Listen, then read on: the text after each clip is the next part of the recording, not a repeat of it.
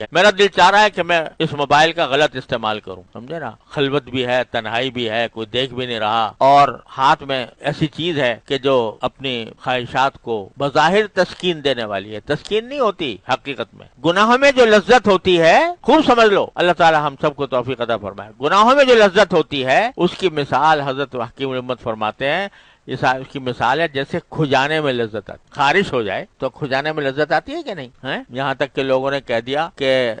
مزہ یا تو کھاج میں یا راج میں دو چیزوں میں مزہ ہے، ایک کھاج میں ایک راج میں۔ تو اگر جب آدمی کو خارش ہوتی ہے کھجانے میں کتنا مزہ آتا ہے، لیکن آخر کار کیا ہوتا ہے؟ زخم ہو جائے گا نہیں، لیکن جس وقت لذت آ رہی ہوتی ہے اس وقت ہاتھ رکتا بھی نہیں کہ بھئی روک لے ہاتھ کو، مزہ اتنا آ رہا ہے۔ تو حضرت فرماتے ہیں گناہ کی لذت جو ہے وہ خارش کی لذت کے جیسی ہے، خارش کی لذت جیسی ہے، جس کا انجام خراب ہے، لذت تو ہے لیکن خراب ہے، اس کا انجام خراب ہے۔ ایسی گناہ کی خواہش جو ہے، گناہ کی طلب، یہ بھی ایک زبردست لذت محسوس ہوتی ہے گناہ کے اندر، لیکن انجام اس کا خراب آخرت میں تو ہے ہی، یہ تو طے شدہ بات ہے، گناہ کا انجام آخرت میں خراب ہے، یہ تو بالکل طے شدہ ہے، اس میں کوئی شک و شبے کی گنجائش نہیں ہے، اور کوئی استثناء نہیں ہے، الا یہ کہ اللہ تعالیٰ کسی پر رحم فرمائے۔ لیکن دنیا کے اندر بھی یہ گناہ کی لذت بالآخر ایک ظلمت پیدا کرتی ہے۔